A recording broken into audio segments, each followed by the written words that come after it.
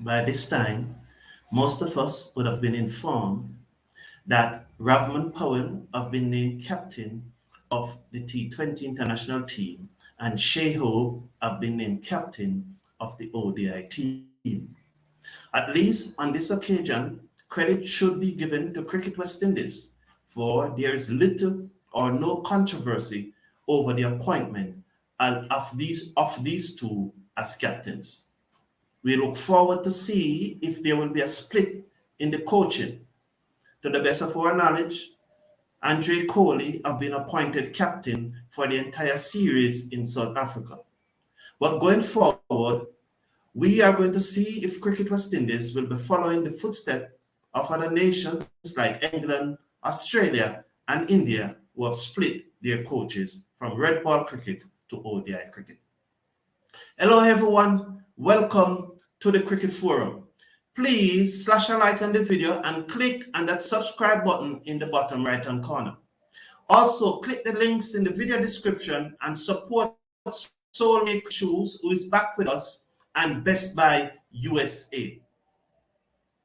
My concern is not so much over the T20 squad that will be selected for South Africa. I am quite secured in my mind of the criteria to select the T20 squad that will be touring South Africa, despite the debacle, the disaster at the World Cup. What I'm not quite secured with, though, is the makeup of that ODI squad that should go to South Africa. The reason why I'm not secured with this is because I'm thinking about the ODI World Cup that is coming up in India in October. And West Indies may well have to play the qualifying rounds in Zimbabwe in June and July. The exact dates, I do not know. They have not been given.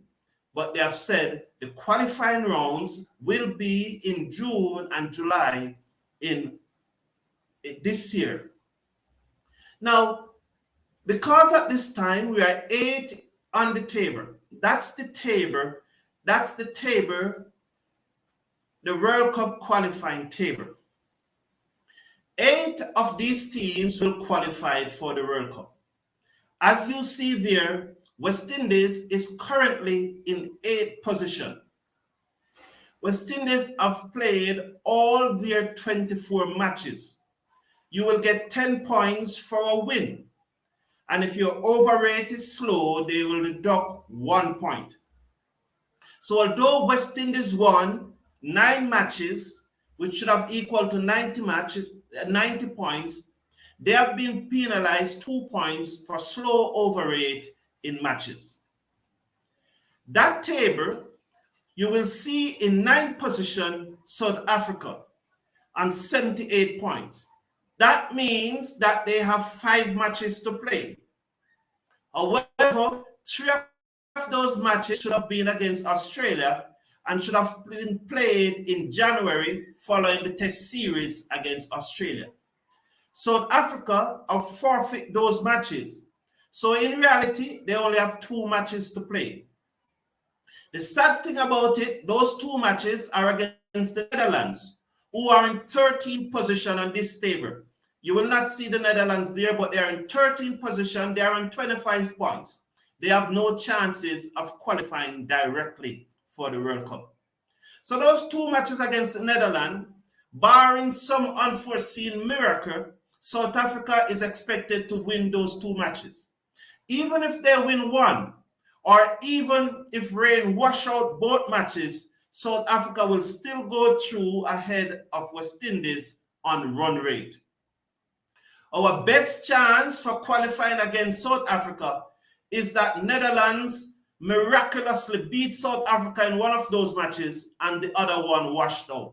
There's no way I can see the Netherlands beating South Africa in both matches. Sri Lanka will have to go to New Zealand to play their 3 remaining matches. And Sri Lanka would need to win at least 2 of those matches to go ahead of the West Indies. Bangladesh, Ireland on the other side have 3 matches to play against Bangladesh. Those matches have been scheduled for England. Those 3 matches will be played in England. Ireland, if Ireland win 2 of those matches, once again, their net run rate is ahead of the West Indies. So we'll have to hope that Bangladesh win at least 2 of those matches and some miracle happen when South Africa plays the Netherlands. I do not expect West Indies to qualify directly given that scenario. That is my position. And that is why I am very concerned about the team that we should select for South Africa. Should we select a team for South Africa with the intention in mind to qualify for the World Cup, or should we continue with the same set of players who put this in that position? Now, from the table that I show you there, the 5 teams that finished from 9th to 13. From 9 to 13, more than likely, I am estimating that it will be West Indies, Sri Lanka, Ireland, Zimbabwe, and the Netherlands. I think it will be those 5 teams. Now, those 5 teams, along with Scotland, Oman, Namibia, which will make 8. And then there will be another qualifying tournament before this one, in which the USA, the United Arab Emirates, Nepal, Papua New Guinea, Canada, and Denmark, those 5 teams will be taking part in a qualification tournament. The top 2 teams among these 5 will join Scotland, Oman, Namibia, and then they will join the 5 from this table who do not qualify directly to make up a 10-team qualification tournament, as I said, that will take place in Zimbabwe in June and July. The top 2 teams from that 10-team qualification tournament are the teams that will join the top 8 on this table at the World Cup. The World Cup in India in October will only have 10 teams. The West Indies stand a serious chance of not qualifying for that World Cup. Now, I have looked at the top performers in last year's regional Super 50 tournament, because I'm wondering if we should stick with the same guys or we should change up the team. If you can recall, immediately after the Super 50 tournament, and the video is on the home screen, you can check that video. I have named a squad and I said that Cricket West Indies should put these players in specialized tournament in preparation for the World Cup qualifiers. Because from far back as then, I realized that the West Indies will be in great danger to qualify directly for the World Cup. And those predictions, sadly, are coming true. Sometimes I really want to be wrong. I do not always want to be right. Sometimes I want them to prove me wrong. But again, it appears that my predictions are right. So I look around and I said, let me check to see the players who performed best in the Super 50 last year. Now, I want to see this to see if it is the same names. So I look at the top 10 batsmen from last year's Super 50. And these were the top 10 batsmen. As you see there is the regular names. Only Utley was in the top 5. Powell, Pooran, King, and O. And as I look at King's score of 337 in the regional Super 50, what came back to me again? I cannot hide it. I'm a human being. I cannot hide it. I again wondering why King was not in the test squad. Why was King not in the test squad? You may look at this and say, well, it is regional Super 50. But then Desmond Haynes said he showed great promise in the CG United Super 50 last year. And then he got his first 100 in the West Indies Championship last week. So when you look at it, that was a statement of Desmond Haynes re Atenes. He did well in the regional Super 50 last year, but King scored more runs than him in the regional Super 50. The last time King played a regional 4-day match. Last year, he made 100 before he went to India with the West Indies team. I am not arguing that Atanay should not be in the team. What I'm arguing is the consistency in which the West Indies selectors are going about selecting the team. Two different issues. Not whether Atanay should be there or not. I'm arguing about the logics, the consistency, and the trend of the West Indies selectors in picking their squad. That's what I'm talking about. However, back to the ODI team. In the regional Super 50 last year, these were the 5 best batsmen. The other 5 that came below them were these 5. Now, the bowlers, as far as the bowling is concerned, those were the top 5 bowlers: Gabriel, Simic, Gardner, James, and Bulai. Not surprisingly, 3 Jamaicans are in that top 5 because Jamaica won the competition. Below the top 5, making up the top 10 were Motti, Royal, Carrier, Hodge, and Romario Shepherd. Kavim Hodge, as you saw, is on both lists. He was one of the top 10 batsmen, and he is one of the top 10 bowler. Should he be a part of the ODI preparation? Should West Indies be depending on the players who will be playing in the IPL in April and May, and who will have one eye set on Major League Cricket franchise competition, which is said to be the second lucrative cricket competition, the second most lucrative franchise cricket competition in the world, that will take place on the 13th of July to the 30th of July. Should West Indies select a group of players, omitting like the Powell and the Puran and the King and the Hope? Should West Indies select a group of players, omitting these? Well, Hope is already the captain, so Hope will be there. Should we be looking at other players who do not have T20 franchise contract, who more than likely will be tired when it comes to those ODI World Cup qualifiers in Zimbabwe, and who more than likely will be looking forward to the MLC cricket franchise tournament? And that's where my dilemma is in. I do not quite sure, I have not yet quite settled on the criteria, whether I should go with a group of players who have no franchise cricket playing and have them in camp, let them tour and play some AT matches, ODI AT matches against other nations in preparation for these qualifiers, or I should go with the same players. That is my consideration.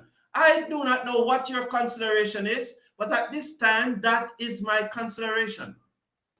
I am quite settled, as I said earlier, on the criteria for the T20 squad. I know what those criteria is. But what is the criteria for the ODI squad?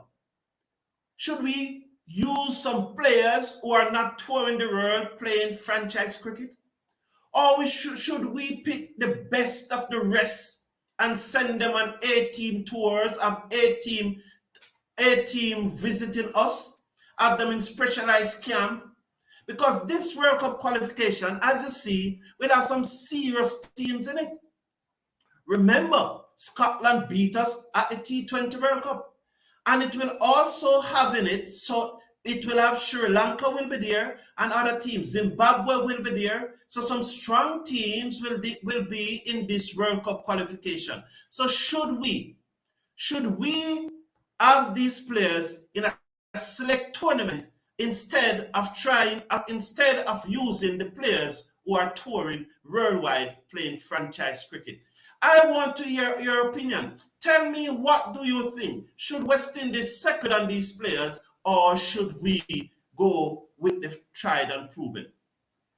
That's a very good point there. I have been considering that the first thing I saw, but let me start at the top. Quite a few. Good morning, Victor Downey. Good morning, sir. Morning, Sheldon. Passionate Form. Good morning, Merrick. How are you? I catch this one on time. Good lawyer. My lawyer friend, how are you doing? They are trying to build back the fan base. Sheldon, give me some more on that. Oh, you're referring to the 2 captains that they have been selected. So they make sure that they select 2 different captains instead of selecting one for both teams. Am I right, Sheldon? Could be. That's a good point. I think these two men are the best choice to captain the white ball game.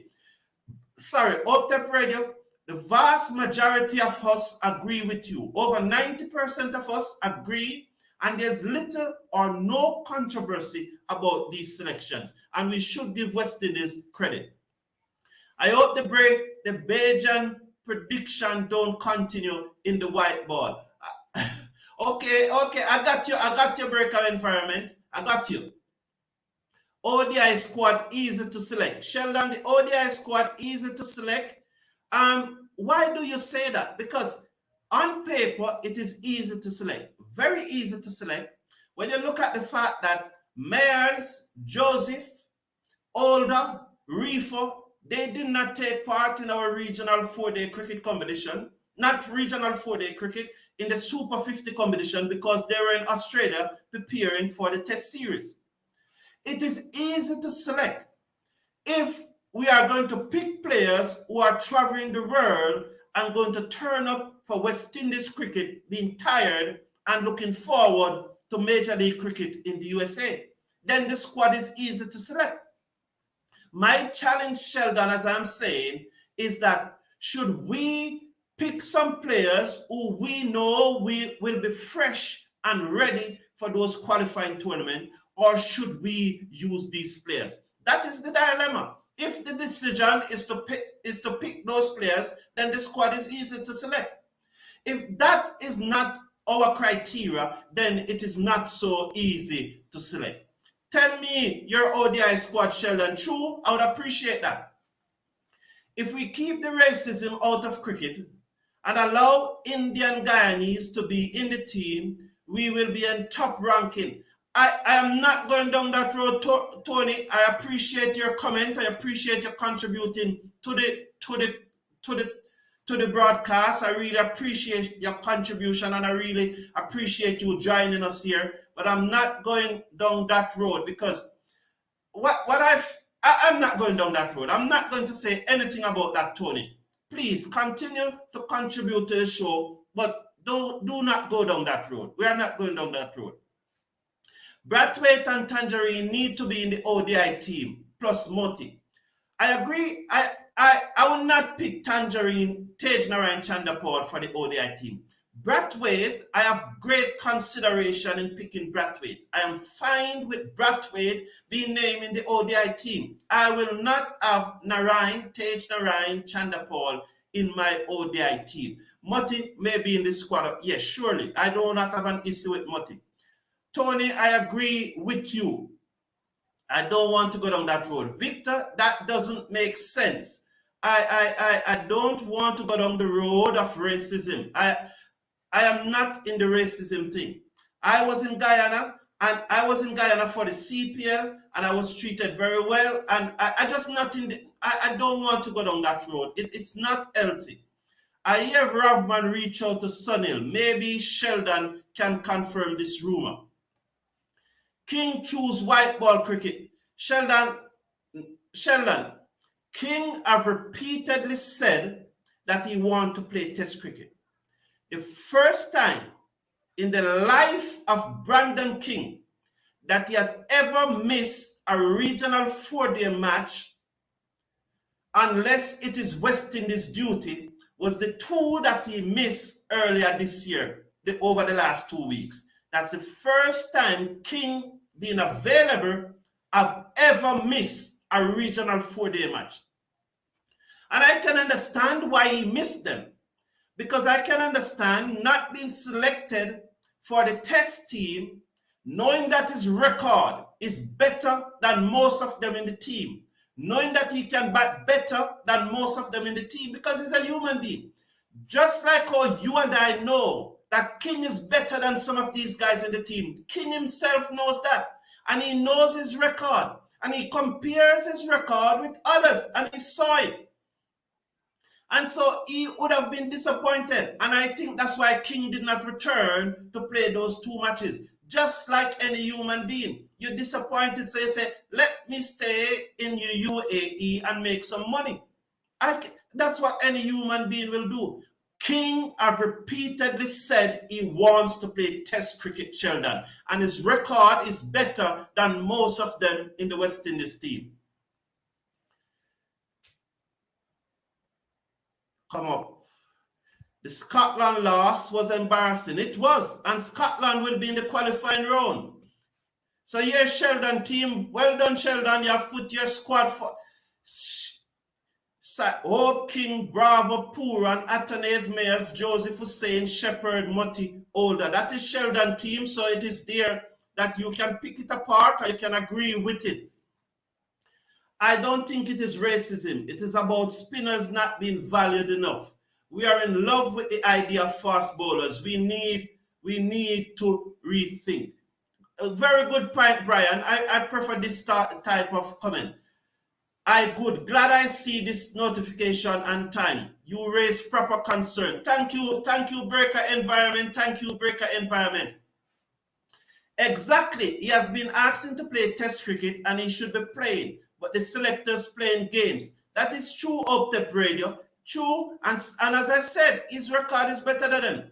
Isn't Ravmon only the T20 captain? Yes, Ravmon is the T20 captain. Shea Hope is the ODI captain. So in my title where I said West Indies Hope for ODI World Cup, I was talking about Shea Hope, as he will be the one who will be leading us to try to qualify for the World Cup in Zimbabwe. Because in all likelihood, we are not going to qualify directly for the World Cup. And that's why I said Hope. So I use his name twice. I use his name to mean two different things. He as a person and also as the verb hope. So that's why it is there. So look at those teams above West Indies. Nabaya, Sad. That is so true. Look at the teams above West Indies. When you look at these teams, look at those teams. Afghanistan, Bangladesh. What is Afghanistan and Bangladesh doing above West Indies? When you can understand Australia, England, we should have even been closer to Pakistan than we are. We should not be in that position. And we stand a serious chance. Can you imagine West Indies playing World Cup qualifiers, Cricket World Cup qualifiers with Denmark? West Indies have to be playing Cricket World Cup qualifiers with Denmark? Can you imagine that? Canada, USA? These are the teams that we'll have to be playing against to qualify for the World Cup. It is not looking pretty. Now, in other news, and please remember to slash a like on the video, click on that subscribe button, and please click on those links in the video description and support Best Buy USA and support Soulmate Cricket Shoes, who are back with us for another month. Yesterday, the West Indies lost again to India in a women ODI, in a women T20 World Cup match. I did not watch the match. I was either on my way or at the Jamaica Cricket Association press conference for the launch of their Senior Cup Cricket competition. That video is on the home page, and I encourage you to watch it to hear what the cricket director of the Jamaica Cricket Association was saying about the All-Ireland Senior Cup Cricket competition. However, I read one commentator from India. She was saying that India punished the West Indies because something was said in the match and India could have won the match longer, but they kept the West Indies in the field as long as possible. As I said, I did not watch the match. That's what I heard. That's what I read. However, I want to give credit to Stephanie Taylor. On Saturday, Stephanie Taylor faced 15 balls and made 3 runs. The only 3 balls that touched Stephanie Taylor bat on Saturday were the 3 that he got the singles off. I came here and I said that she should not play in the match. She looked rusty and it was not right to play her. I bashed her because the performance was not satisfactory. I also said that when she got out and was walking off the field, I could not look in her face because I felt so sorry for her. You could see the stress on her face. Now today, I want to applaud her. I want to praise her. I want to give her credit where credit is due because she made 42 from 40 deliveries in top scoring for the West Indies. Well done, Stephanie Taylor, and welcome back. And we're looking forward to more of those performances from you. Congratulations. Thank you. Although West Indies lost, I want to big you up, Stephanie, because when you don't perform, I am the same one who is going to tell you about it. Well done, Stephanie Taylor. 42 from 40 deliveries. Canberra made 30 from 36 deliveries, and she's really one of the bright spark over the last 5-6 matches. She really has been performing consistently. She now needs to turn some of those 30s and 40s into 60s and 70s, and West Indies will be better. Nation came and she made 21 not out from 18 deliveries. But in the end, West Indies 118 was no match to India 119 for 4 as they cruise to victory. If we don't watch out, we will lose to Denmark. Is King playing in the 4-day franchise right now? Athanaze was selected based on this year. Sheldon, I explained that to you, Sheldon. Please go back and rewind the video and hear what I said about that. What about that, Sheldon? Listen, this is a quote from Desmond and Sheldon. He showed great promise in the CG United Super 50. That means that in picking the West Indies team, Desmond Haynes considered performances in the regional Super 50. That's what it is saying. That's a quote from Desmond Haynes. He said he showed great promise in the CG United Super 50. King made 337 runs to be the third leading run scorer in the CG Super 50. His last regional 4-day match last year was 100 before West Indies took him away on duty. Right, Sheldon? Understand that. And I am not, again, I repeat, I am not saying that Athanaze should not be in South Africa. I am not saying he should have been there either. I have not analyzed it as yet. What I am arguing about is the consistency in which the selectors are going by. That's what I am arguing about, Sheldon. Righteous Boss, welcome to the show. I think he's a born leader. Good, that's Ravmon Powell. Ravmon Powell have been captain in franchise teams all over the world. What will happen with Nkrumah Bonner? Now he has left out of the squad for South Africa. Yesterday at the press conference, I asked if Nkrumah Bonner will be playing this weekend in Jamaica Senior Cup cricket competition. I did not get an answer. I think his club is St. Catherine Cricket Club. I'm trying to arrange an interview with Bonner. Hopefully, when we got that interview, we will know where his headspace is. And so, there has been a lot of talk about Bonner on Jamaican radio. I can tell you, a lot of talk. Some of them not so pleasant. Some of them ridiculing a particular individual. And so, I'm not going to get into it. But there's been a lot of talk. What I really concern is the mental health of Bonner. I hope that he's in a very, very good place mentally and is looking forward to put in some hard work to get back his West Indies game. So that is what I'm really concerned about. In the other test match that is going on, well, not the other, the only test match that is going on, England made 325 for 9 declared versus New Zealand, who was at 37 for 3. So England in their first innings declared 325 for 9.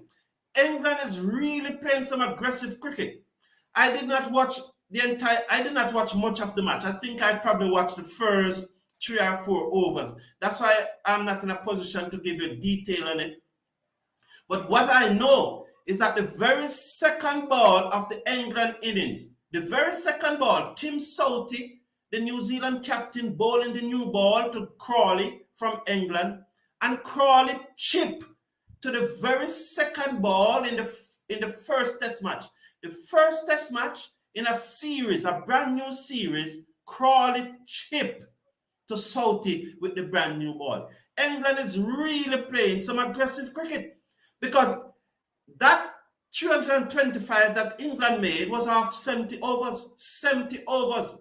So they were scoring at above 4 runs an over, almost 5 runs per over. That 325 for 9 declare was almost 70 overs. England is changing the way Test cricket is played. Please remember though, slash a like on the video, click on the subscribe button in the bottom right hand corner, and support Soulmate Cricket Shoes who are back with us, and Best Buy USA. I will take some more of your comments.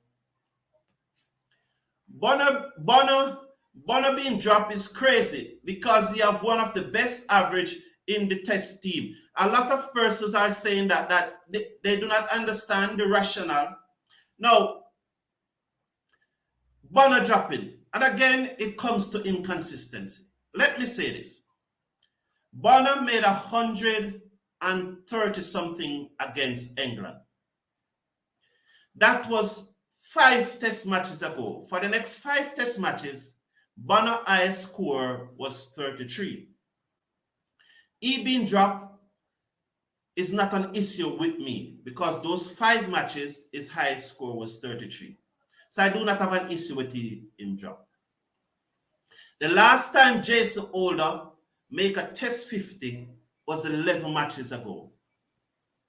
The last time Jason Holder got 5 wickets in a match was 15 matches ago. I'm just asking, what's the comparison? The last time Kemar Roach, the last 5 overseas test matches that Kemar Roach played, because I've always said in the West Indies, Kemar Roach is a star and should always be in your team. In the last 5 overseas test matches for Kemar Roach, he have gotten 4 wickets. I'm just asking for the consistency. Bonner, whether he should be dropped or not, I would have dropped Bonner. But I would have also dropped Holder, and I would have also dropped Roach. That's my position.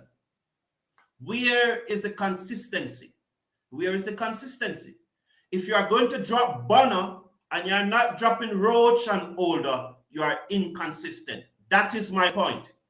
Nothing other is my point. If you're going to drop Bonner, you must drop Roach and you must drop Holder. Check the information. That is my point. So you have not heard any rumors as to why Bonner was left out? No, I've not. I've heard a lot of rumors, but I cannot. The rumors that I'm hearing are downright not for this broadcast. I do not want to take my show in the gutter. I want my show to remain at a certain standard. And I'm sure the persons in this community also wants that. The things I'm hearing is in the gutter, so to speak. They are in the gutter. I'm going to try and get an interview with Bonner. Yes, I do not understand the consistency of Tep Radio. I do not understand it. I watched a bit of that England versus New Zealand last night. England bowlers ate up New Zealand. True, they got at them. The big bowler, what's his name? Jimmy Anderson got 2 wickets. England's strategy has a lot of pros and a lot of cons to it. Righteous boss, it does. And I'm really looking forward to see their approach in the Ashes series. Sometimes they was going at 6 runs and over. That is ODI run rate. They're beating the ball. They're going mad. I was surprised when I saw Crawley chip to the second ball of the match. I was saying, what is this? What is this? I thought it was 58.2 overs. I might be wrong. England score. Could be. It could be 58.2 overs. It could be. It could be. As I said, I never watched the match, but it could be. It could be. It could be. I was at the Bonner match, which is 133. He's very inconsistent. Brian H. Very inconsistent. No, Brian H. You made a good comment a while ago, but no, this one is not so good. Let me show you why that is not so good. Bonner averages 38 mash in Test cricket. That's the highest among West Indians except for Chanda Paul. Presently playing, that's the highest. So in his first 10 matches, because remember I said he failed in his last 5. He failed in his last 5. For his average to come down below 40, that means he has failed in his last 5. But in his first 10 matches, he was very consistent. So to me, unless I do not understand the word, to me, inconsistent mean up and down, up and down, up and down.